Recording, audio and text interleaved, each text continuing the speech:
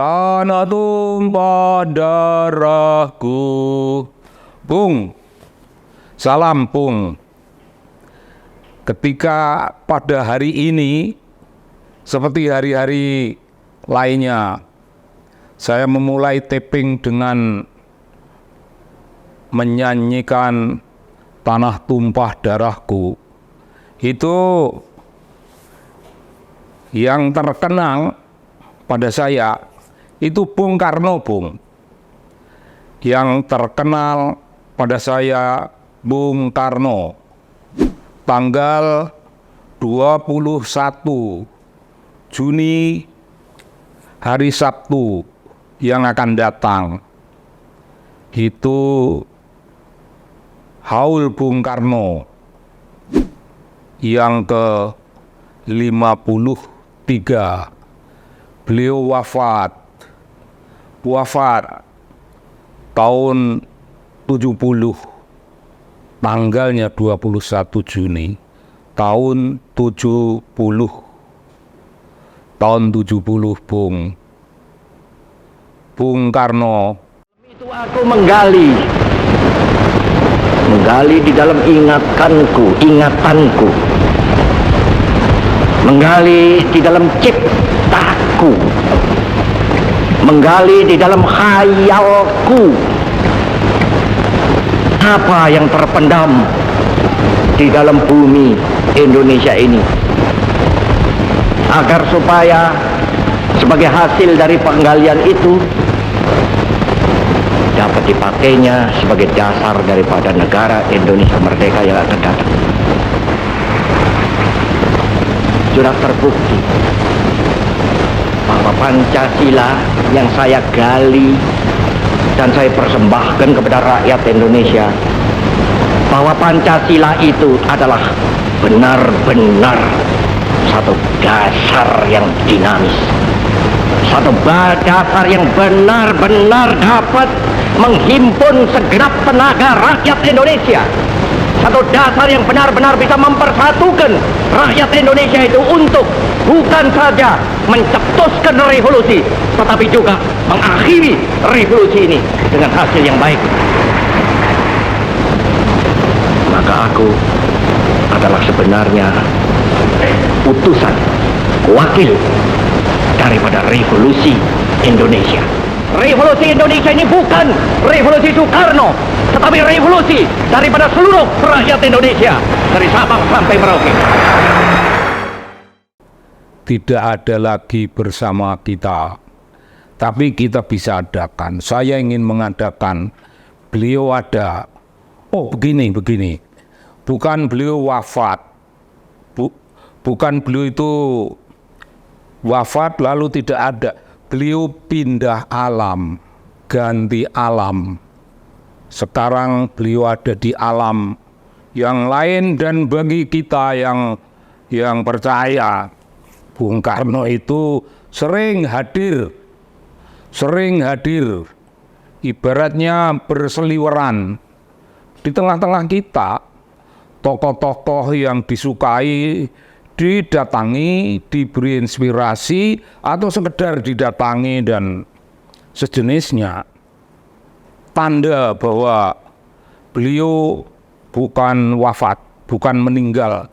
Beliau ada di alam lain dan masih memperhatikan perkembangan politik kita. Nah, saya tidak mengenal beliau. Sangat sayang. Kalau saya sudah menjadi esais pada masa tahun 60-an, saya kira saya dekat beliau. Kalau beliau tidak memanggil, saya kira saya yang datang dan mewawancarainya. Tapi itu tidak terjadi, Bung. Saya menjadi esais di zaman yang lain, zaman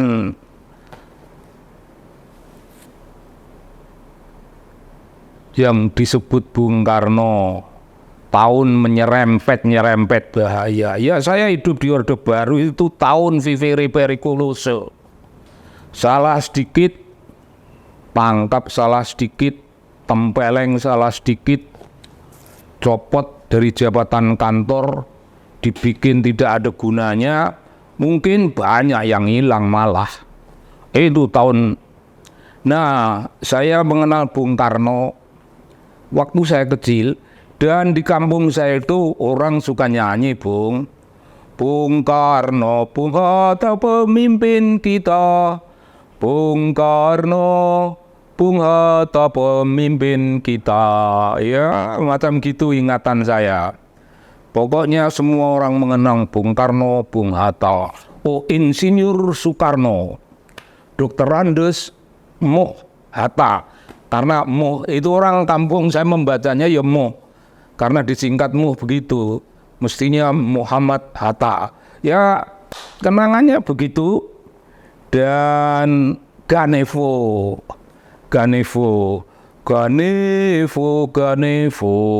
gagasan Bung Karno, tapi kini sudah jadi milik dunia.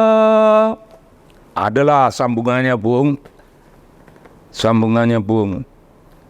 Ganevo, Games of the New Emerging Forces. Itu olahraga buat negara-negara, bangsa-bangsa yang baru tumbuh, yang baru muncul sebagai bangsa merdeka. Nah, bangsa merdeka itu bangsa yang sedang keren-kerennya membebaskan diri dari keterkungkungan, menjadi manusia-manusia merdeka, menjadi bangsa merdeka, dan Bung Karno menggebrak. Kita orang merdeka, dan kita serukan yang belum merdeka, merdekalah. Maka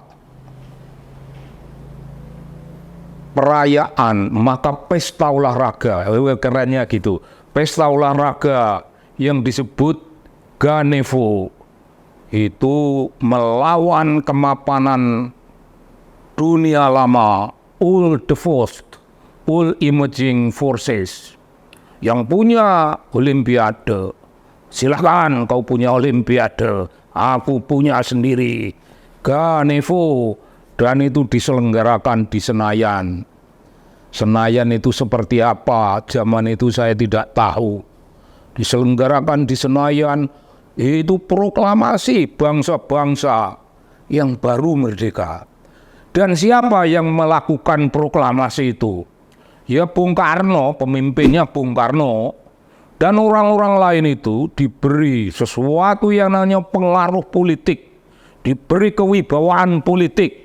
Hendaknya begini, bangsa merdeka.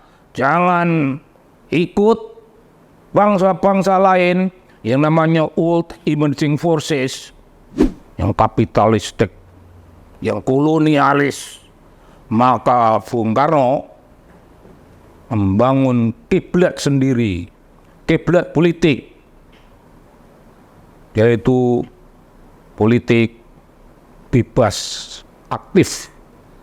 Tidak usah dijelaskan bebas aktif, tapi pokoknya Bung Karno menggebrak dunia. Oh, kaget Bung. Dunia yang sudah mapan,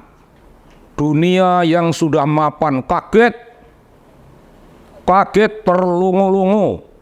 Kok ini ada bangsa Asia, bangsa yang oleh Belanda diremeh-remehkan, kok tiba-tiba muncul pemimpin, superstar, memimpin dunia, Bung, memimpin dunia, menggerakkan dunia ini. Dan Amerika kelucutan, jantung, berbagai macam usaha pembunuhan, gagal. Bung Karno diberontak oleh DI, TI, ya berontaklah. Tapi Bung Karno memberikan perlawanan, diberontak oleh PRRI Permesta. Bung Karno tetap melawan, tidak goyah, istananya tidak goyah, singgasananya tidak goyah, dan kepemimpinan beliau tidak goyah, Bung. Tidak goyah. Kita diajar menjadi bangsa besar, dan untuk menjadi bangsa besar itu Bung Karno selalu dalam pidato-pidato 17 Agustusan peringatan hari kemerdekaan dikasih satu tema, Bung. Tema-tema dan semuanya itu keren, semuanya itu teriak perlawanan. Bangsa baru, negara baru, pemimpin baru itu memimpin dunia dan melakukan perlawanan kepada kolonialis imperialis, dan ada yang kelak disebut neo-imperialisme, neo-kolonialisme. Wah, diganyang sama Bung Karno. Dengkinya kepada Inggris sebagai kolonial membuat Bung Karno berteriak ganyang Malaysia. Pertempuran Bung Karno dan berteriak tahun vivere pericoloso, tahun menyerempet bahaya. Dan dia teriakkan, rakyat siap menyerempet bahaya. Inilah konsekuensi bangsa yang baru merdeka. Bahaya mengancam setiap saat, tapi kita sebagai bangsa berani, siap, segala kita atur. Tahun penemuan kembali revolusi kita, jalannya revolusi kita.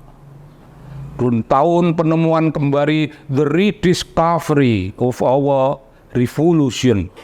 Ada Bung, pidato itu kreatif.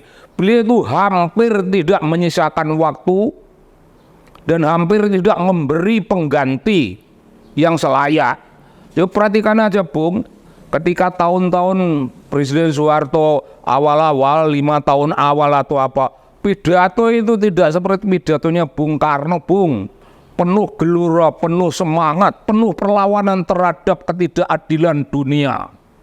Soeharto pidatonya teknis, saudara-saudara, seperti orang ngomong-ngomongan gitu Bung.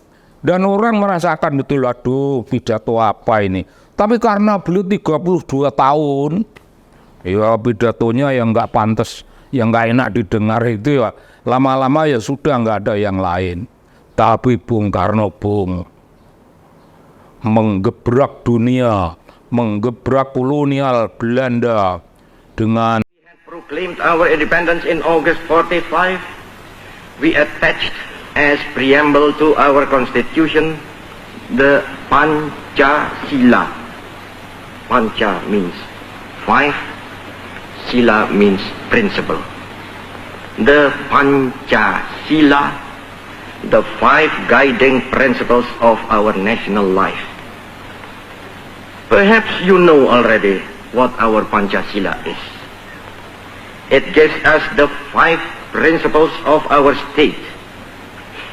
These are: first, believe in God.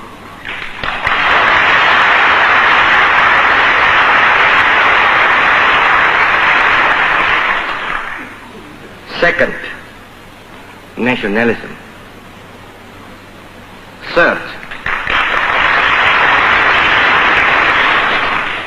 Third, humanity.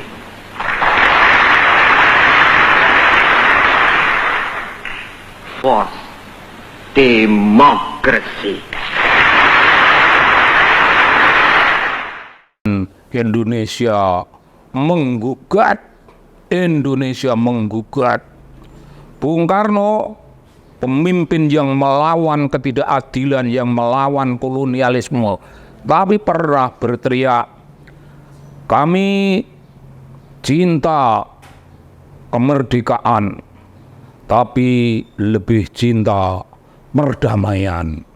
Jadi kemerdekaan itu kenangan getir, Bung. Kenangan getir pertempuran, peperangan, kematian. Maka yang diteriakkan ialah, iya senang, tapi bangsa cinta damai. Kami cinta kemerdekaan, tapi kita lebih cinta kepada perdamaian. Kalau perlu ya dibayangkan, janganlah ada peperangan di muka bumi ini.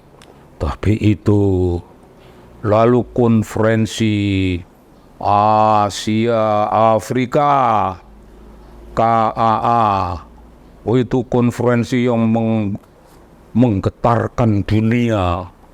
Seluruh bangsa-bangsa Asia Afrika dikumpulkan di Bandung dan intisarinya kayak diceramahi. Bangsa-bangsa, pemimpin-pemimpin bangsa diceramahi tentang kemerdekaan, diceramahi tentang perlawanan terhadap kolonialisme dan imperialisme, dan melahirkan gelombang kemerdekaan. Tahun-tahun itu 50-an, tahun kemerdekaan yang bermunculan di negara-negara yang selama itu tertindas oleh kolonialisme dan imperialisme. Dan Bung Karno berbicara pula tentang pembangunan. Tapi begini, Bung Karno itu sebagai pemimpin itu inspiratif, sangat inspiratif, memberi kita inspirasi. Pidatonya bukan sekedar pidato beliau itu bertema-tema, dan kita mengenang ada buku gede sekali di bawah bendera revolusi. Buku di rumah saya itu berdebu, sudah dibersihkan lagi tapi berdebu lagi, dan itu isinya begitu banyak kenangan, begitu banyak perenungan, begitu banyak pemikiran Bung Karno. Beliau memberikan kita gambaran romantis kaum proletar. Ya, intisarinya kalau mau sebut proletar boleh, tapi Bung Karno tidak menggunakan itu sebagai konsep. Yang digunakan ialah kaum marhaen. Beliau bapaknya marhaen, Bung. Bapaknya marhaen. Dan tahukah Anda, saya kira Anda semua tahu, itu zaman ada barisan Soekarno. Barisan Soekarno itu orang-orang yang memiliki fanatisme, yang memuja, mengkultuskan Bung Karno. Kultus, ya masuk akal, Bung. Itu tahun-tahun di mana manusia biasa, orang-orang yang kecil-kecil, mencari seorang tokoh, mencari seorang pujaan. Ya, ketika dunia ini sedemikian rupa, tatanan ini begini tidak adil, orang mimpi di masyarakat Jawa, dalam budaya Jawa itu memimpi datangnya Ratu Adil. Bung Karno bukan sekedar Ratu Adil yang datang dan untuk pergi. Bung Karno Ratu Adil, ratu yang nyata, hidup dalam kasunyatan, dalam kenyataan untuk dipuja, untuk dikultuskan. Pejah gesang, derek Bung Karno. Itu mengerikan sekali. Soeharto ketika selesai, ya gampangannya membunuh Bung Karno, mengakhiri hidup Bung Karno.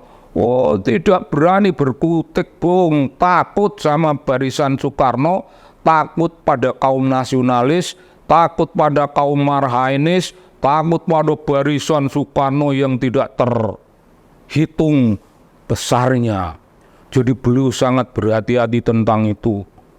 Beliau berusaha mematikan Bung Karno, membunuh Bung Karno, menutup sejarah tentang Bung Karno. Ditutup, Bung. Ketidakadilan yang lebih dari kolonialisme. Nah, itu zaman Orde Baru, lebih dari kolonialis sikapnya kepada Bung Karno. Dengki pada Bung Karno, takut, benci, jengkel, cemas, takut kalah Sorot. Kalau kalah Sorot, kalahlah Soeharto, kalah Bung, kalah Sorot. Dan Bung Karno berteriak tentang revolusi belum selesai. Revolusi belum selesai itu diajarkan pada bangsa Indonesia, dan ada itu buku tebal lagi, Tubapim, 7 bahan pokok 7 bahan pokok indoktrinasi. Istilahnya memang disengaja itu indoktrinasi secara ideologis, dan dalam gagasan-gagasan yang itu disebut gagasan Bung Karno. Salah satunya Ganevo itu tadi, gagasan Bung Karno tapi kini, dan seterusnya, tidak usah diulang. Bung, romantisme. Bung Karno itu siapa bilang bukan tokoh sejarah? Tokoh sejarah. Belum ada orang Indonesia ini yang lebih menggetarkan, lebih memiliki perbawa gesah, pengaruh besar semuanya. Lebih dari Bung Karno siapa? Belum ada. Beliau tokoh sejarah, Bung. Tapi seperti beberapa tokoh dunia, Bung Karno pun tokoh mitologis. Selain tokoh sejarah, beliau tokoh mitologis. Sejarah Bung Karno itu penuh romantisme. Kalau saya menulis sejarah Bung Karno, andai kata saya menulis, dan mungkin ya saya bisa, biarpun saya bukan sejarawan, saya akan menulis apa yang namanya intellectual biography of Soekarno atau of Bung Karno. Bung, saya tidak merujuk pada rujukan-rujukan yang sudah ada. Pertama-tama kali, kalau ingin mengenal Bung Karno secara dekat dan tidak perlu faktual, tanggal lahirnya ini, sebagaimana sejarah pada umumnya, mari kita pelopori sebenarnya penulisan sejarah Bung Karno itu dari apa yang namanya oral history. Oral history itu melambung-lambung, sering tidak bisa dicek berdasarkan fakta sejarah formal. Tapi mengapa sejarah harus formal? Mengapa sejarah harus resmi sebagaimana umpama Bung, pada jam 10 pagi Bung Karno memproklamirkan kemerdekaan Indonesia. Itu semua orang, semua sejarawan, semua orang yang mengenal Bung Karno begitu. Tapi kalau berdasarkan oral history, namanya bukan sekedar critical history, tetapi itu creative history. Sejarawan mestinya juga punya lah itu. Sejarawan punya yang namanya critical history, yaitu solusi. Tapi kalau kita bilang creative history, itu unlimited, Bung. Jadi ketika orang bicara jam 10 pagi, begitu tadi, saya bisa bayangin jam setengah 10 pagi di rumahnya di Pegangsaan Timur, Bung Karno menggendong Guntur yang sedang menangis. Guntur menangis dan Bung Karno menepuk-nepuk putra kesayangannya itu. Diam nak, tenang saja nak, Bapak akan mengguncangkan dunia setengah jam lagi. Dunia akan guncang, dunia akan menyorot wajah Bapak. Tahu, jangan nangis. Ini momentum besar revolusi Indonesia. Jangan ditangisi. Laki-laki tidak boleh mengeluarkan tangis. Kalau tidak perlu sekali, Bung, pemimpin besar revolusi, mandataris MPRS, wah keren, sebutannya keren. Itu kultus, dan kultus tidak ada salahnya sejauh situasi memungkinkan. Saya bisa bersikap kritis, bisa. Tapi pada hari ini dan banyak hari-hari yang saya lewati ketika bicara Bung Karno, saya lebih bicara tentang romantisme sejarah. Itu keren, Bung. Romantisme sejarah. Para sejarawan itu kering kalau ngomong. Begini ini.